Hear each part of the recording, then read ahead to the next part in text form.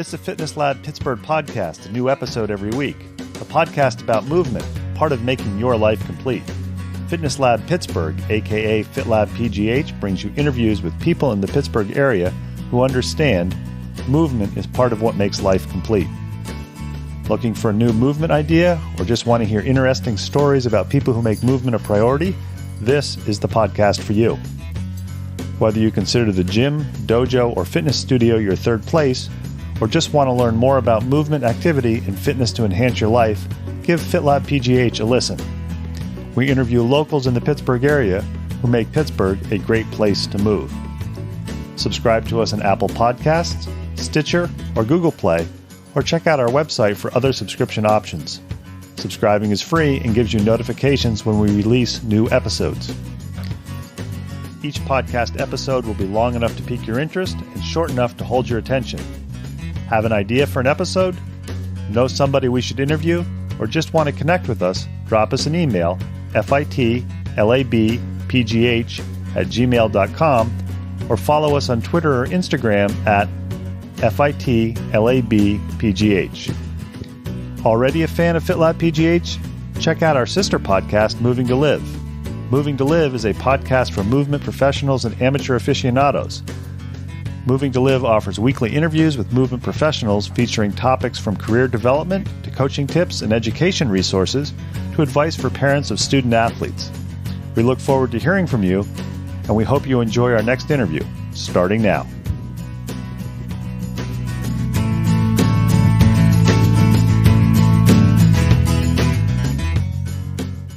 FitLabPGH, along with our sister podcast, Moving to Live, firmly believe that movement should be treated as a lifestyle, not just an activity. That's why, in addition to our weekly podcasts, FitLabPGH releases a video 1-minute movement tip lifestyle hack available on most social media channels, including YouTube and Instagram. And every Thursday, we have a written feature of a 2-legged or 4-legged mover in the Pittsburgh area.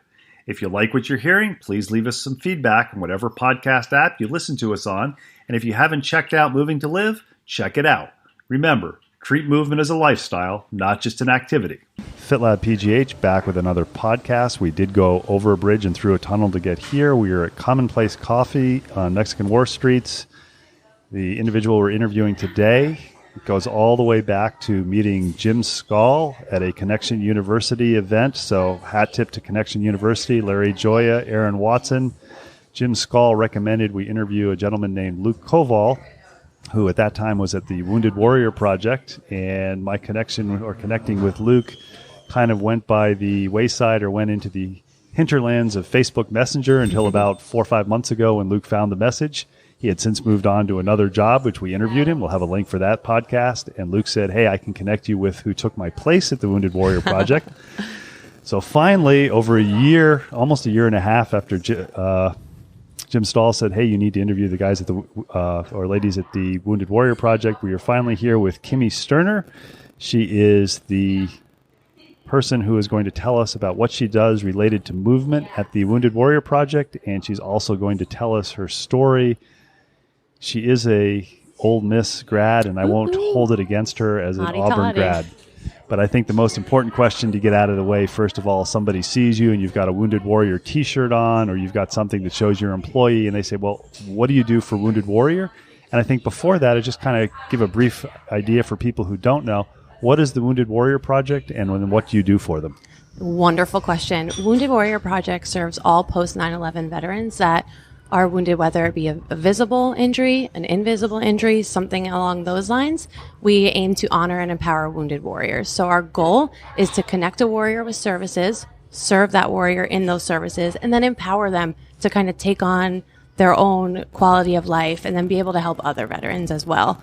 So we're working to develop the most well-adjusted generation of wounded service members in this nation's history. And this is a national or international organization? It is national. We do actually have teammates in Germany, so you could say international for sure. Yeah. And what exactly do you do for them in the Pittsburgh area?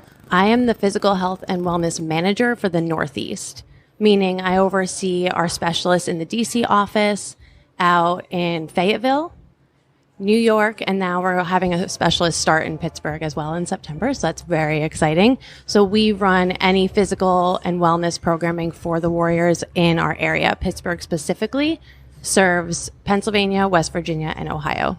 And we'll get into that in more detail in the second part of the interview. I think one of the most interesting things for me, for people that I interview for FitLab Pittsburgh, is the people's stories. And the first question I always ask, Pittsburgh native? If so, why are you still here?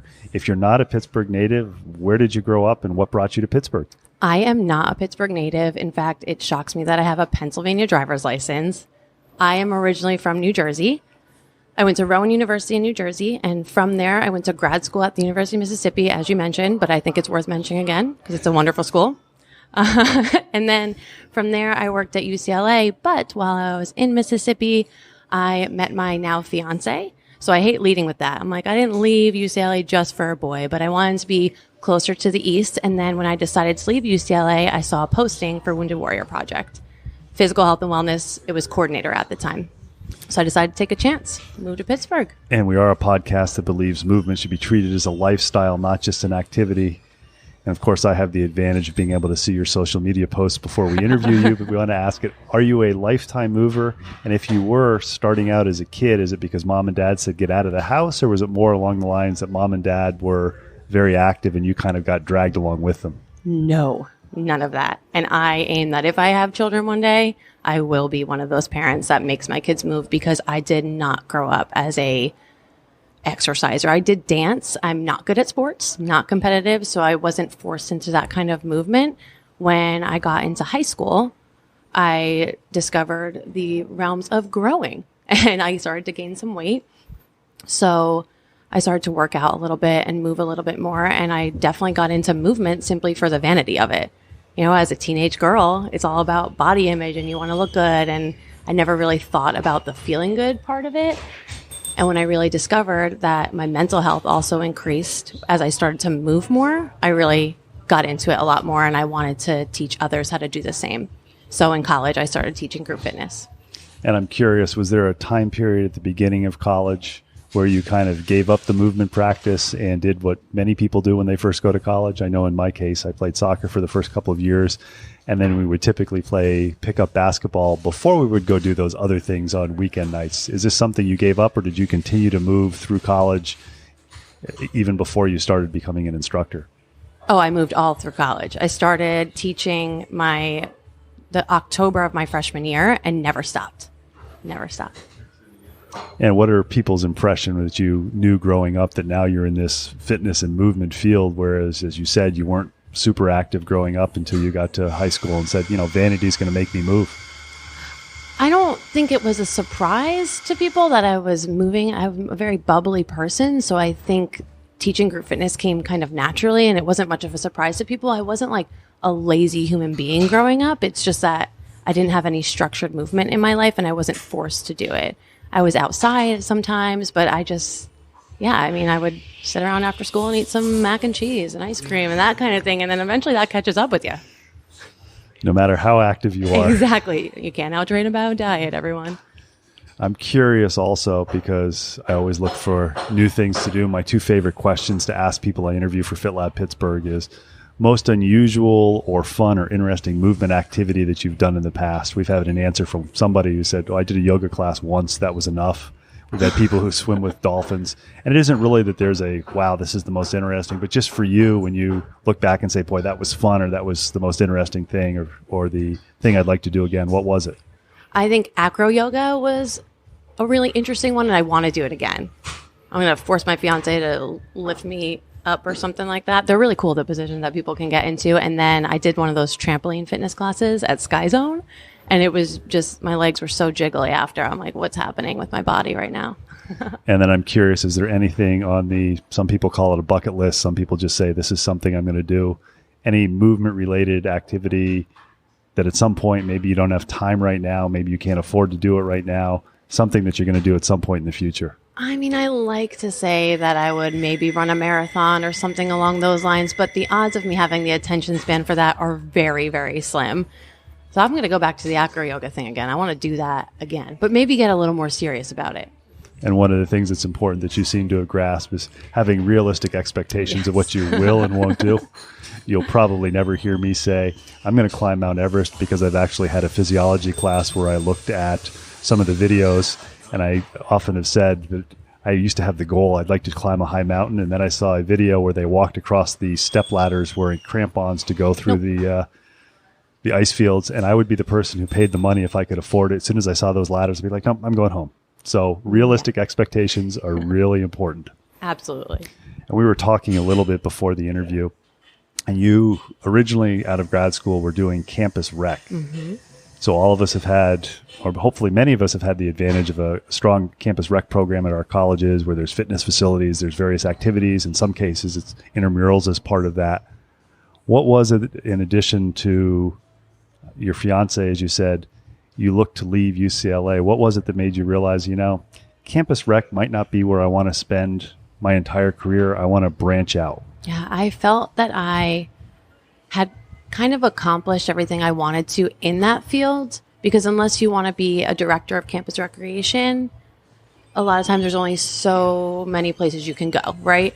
And I taught group fitness. I developed group fitness programs, personal training, oversaw staff. And I had done all of that. And I just wanted to kind of dive more into the field of health and wellness coaching and lifestyle, right? Again, movement is lifestyle, and teaching people how to do that. I loved the student development aspect of campus recreation. Absolutely loved it. And now I wanted to help develop a different population. And before you applied for the job at Wounded Warrior, say when you were in grad school, had you heard of the Wounded Warrior Project? Oh, absolutely. And that was the day I decided to leave UCLA. It was October 10th, 2015. And I immediately looked up on Indeed.com wellness or physical health, definitely not physical health and wellness, but wellness coaches or something like that. And Wounded Warrior Project came up, and I was like, wow, what an amazing organization. And I went for it. And the job description was perfect. So. And in both cases, the former job in campus rec and this, you work with wellness and health. If you could pick one difference as far as what you've been surprised with between working with college-age students who are not military veterans and military veterans, what's the one thing that you were most surprised at? That they're not that different, right? When we get down to the core of it, everyone wants to learn how to move better and to have a better quality of life. It's just maybe some intrinsic and extrinsic goals are a little bit different, but it's still, we want to accomplish something and be better. So you were describing before that you cover your responsibilities cover a large number of states all the way down to North Carolina. And I know some people are going to say, well, the Wounded Warrior Project, I've heard of that, but doesn't the Veterans Hospital or Veterans Administration take care of these people? Why do we need an organization such as Wounded Warriors? Because there are things that maybe not every VA has access to, right? So the VA has an awesome program called VA Whole Health, but not every VA has it yet. So we help kind of fill those gaps and assist the VA with helping a warrior maybe get their benefits or something along those lines. We partner with them to help expand their reach. So you may know the little niches or the little hoops they need to jump through that they might not know just because they've never gone through this before. And somebody with the Wounded Warrior Project says, oh yeah, I know how that's done because I've helped somebody else do that. Absolutely. Yep. And how do most of the warriors come to you? How do they hear about you? Do you try to recruit them? Do you just advertise? How do you promote yourselves? A huge mix. So for our program itself, we get a lot of referrals from other programs in Wounded Warrior Project. There's one called CSRP, so it's Combat Stress Recovery. And they do something called a Project Odyssey. And it's an adventure retreat. And we get a lot of warriors that after that, they set a goal that has to do with health and wellness. So our teammates will refer them to us. And then you get warriors that you see on an alumni event. So just an event where we're out there and they're meeting each other and seeing each other. And you talk to them about, hey, the physical health and wellness, we have a coaching program and along those lines, and they're interested. So it's a huge mix. And I'm curious with the physical aspect of this. You said, if you could just repeat again, what was your official job title? Yeah. I'll probably butcher it. It's really long, so get ready. Physical Health and Wellness Manager. I usually say it too fast, so people ask me to repeat it all the time. And I think it's important to, sometimes we get focused in on words and people may hear physical. Mm-hmm. And you mentioned this a few minutes ago in the interview that you started exercising yourself or moving yourself for the physical aspects, never recognizing the mental aspects. Absolutely. The warriors that you get coming into these programs, do you survey them, or do you have an idea from talking with them to getting an idea how many of them, or are they more coming for, hey, I want to improve my fitness? Maybe they've had an injury, or maybe they've, just because of things that have gone on, they've gotten out of movement, or they recognize they want to, or are they coming for maybe more spiritual or mental reasons that the movement can give them? Yeah, our specialists will do what's called a phone screen with the warriors. So if a warrior is interested in our program, our specialist will reach out to them and ask them a series of questions to get to know where they're at, right? Is it one of the warriors who they're most at need, their mobility, if they want to improve that, maybe they want to lose weight. A lot of people, yes, we want to lose weight, but there are some that just want to move better and feel better and be more active with their children. So it's such a different mix of people that come to these expo. We're just trying to find the warriors who are really looking to make a change and are committed to make that 90-day program, finish it to the end.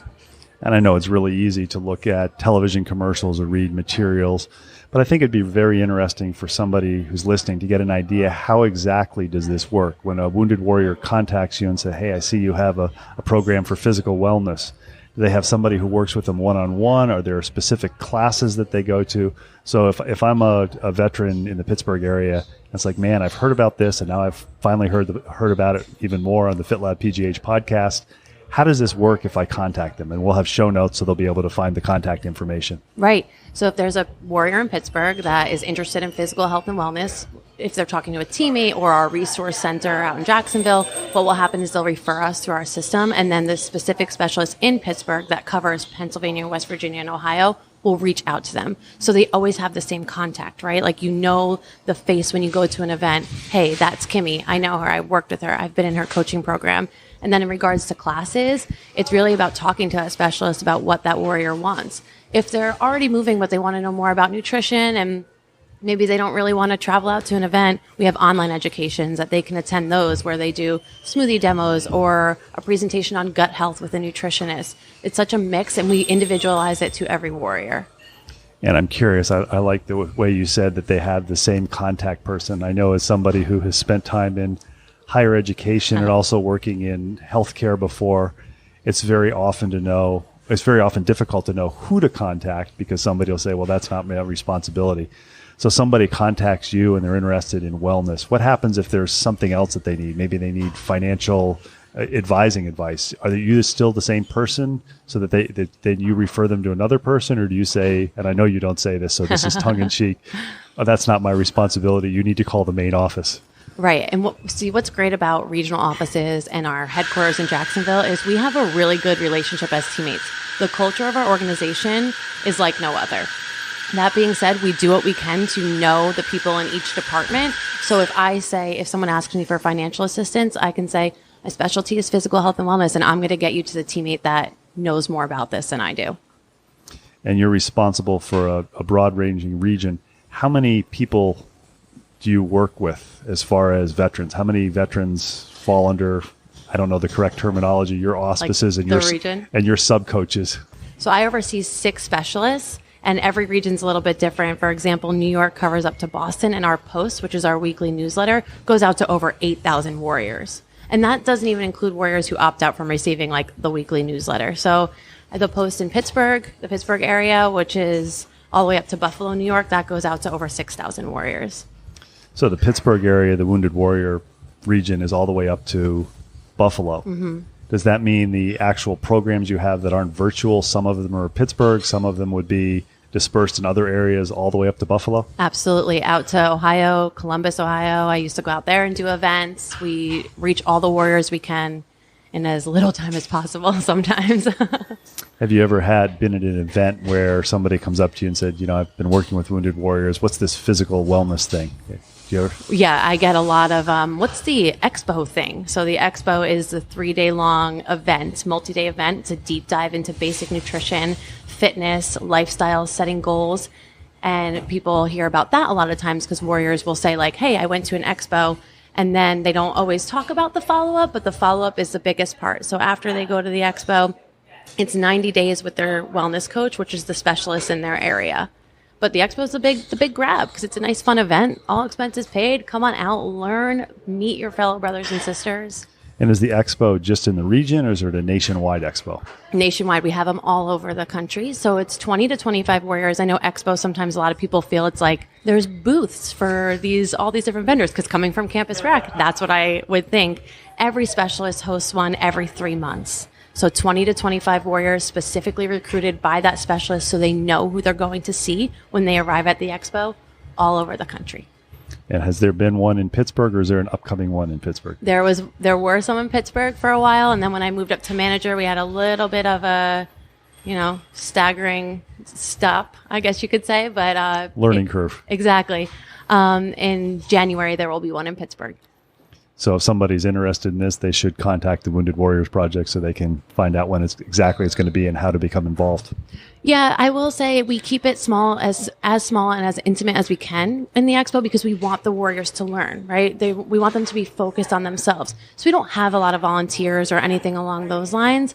If there's someone that wants to, like someone who's a yoga instructor and wants to offer up their services or something like that, please feel free to reach out to me, or even just to serve as a community resource for the warriors in our area, that we can, any Pittsburgh warrior, we can say, oh, you're into yoga, you're into swimming, here's the person to reach out to, and we can send them out there.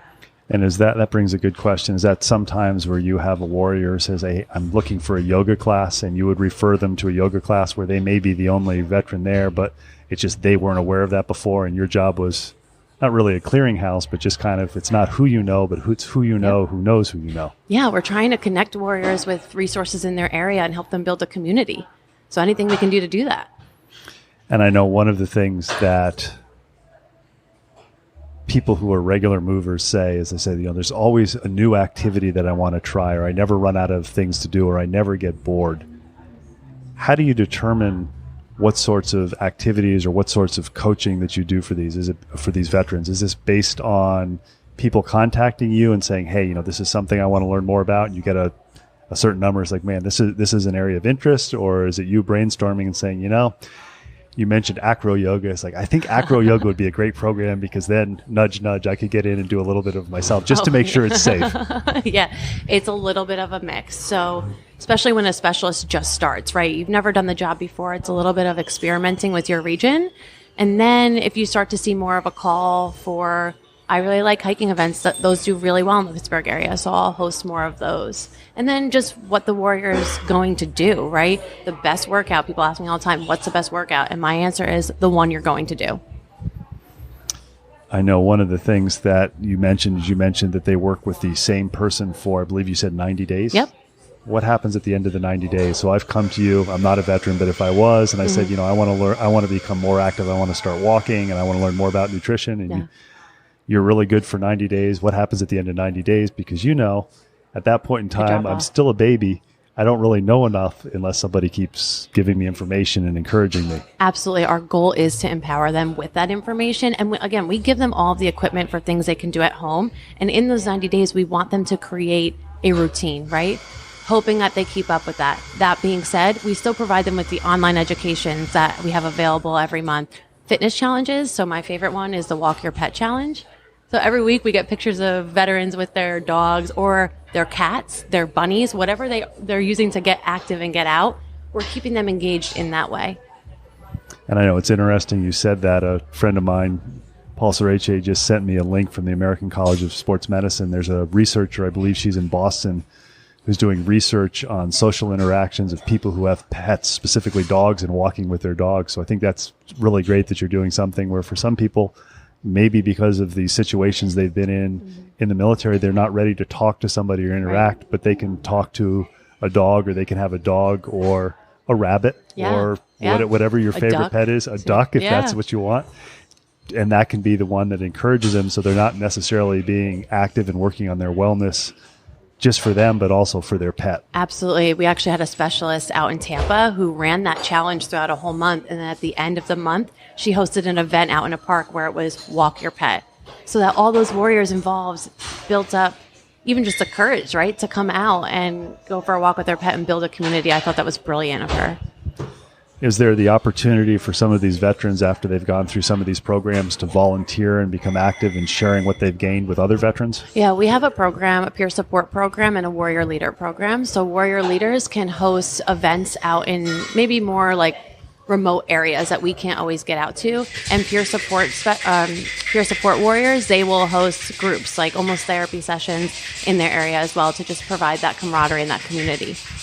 And I'm curious, maybe you could clarify on this a little more. You mentioned that sometimes if people had an area of expertise, they should contact you. If somebody's listening to this and maybe they don't have any special skills, are there volunteer opportunities, or is it you have to really know something they can to add it on, or sometimes is it warm bodies? That's a good question. So what Wounded Warrior Project did last year, we have a lot of people that want to volunteer, and we want those people to be involved with our organization. We're proud of it, and we want to share that. That being said, we created the initiative, it's Carry Forward. So it's a 5K, and it's hosted right now in Nashville, Jacksonville, San Antonio, and San Diego. However, there is an option to do a virtual run. The Pittsburgh team had to go above and beyond, always doing things a little bit extra. So we will be actually hosting a Carry Forward run on September 14th out in South Park Community Park. And you can reach out to me if you want any more information about that. And that's a way to get those volunteers together. And then maybe one day when this initiative grows a little bit bigger and it gets in all of our different cities, that's a way to volunteer to help us with that event. We've been talking with Kimmi Sterner. She is involved with Wounded Warrior, and rather than me butcher it, I'll ask you once again, what is your official title for your position with the Wounded Warrior Project? Physical Health and Wellness Manager, proudly. And I think she's done a great job of explaining that movement really is a lifestyle, not just an activity, not just for physical wellness, but also for emotional and spiritual. Kimmi, I want to thank you for taking time to tell us your story and for sharing what the Wounded Warrior Project does. Yeah, I mean, we're so proud, and I'm proud to be a part of Pittsburgh now, and I'm happy that we're here in this community, so thank you.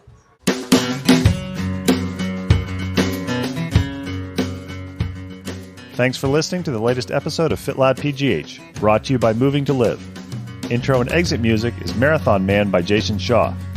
Check out the show notes for contact info for our latest guests, links to other information mentioned in the episode, and links to our sister podcast, Moving to Live. Moving to Live is a podcast about movement and exercise for professionals and amateur aficionados. Moving to Live offers topics from career development to coaching tips and education resources to advice for parents of student athletes. You can subscribe to us on Apple Podcasts, Stitcher, or Google Play, or check out our website for other subscription options. Your free subscription gets you notified when we release a new episode. Questions, comments, suggestions? Email us at fitlabpgh@gmail.com or follow us on Twitter and Instagram at fitlabpgh and like us on Facebook. If you enjoy our podcasts, please tell your friends about us and consider leaving us a review on Apple Podcasts. Make FitLabPGH a go-to place to learn more about movement in the Pittsburgh area. Until next time, keep on moving.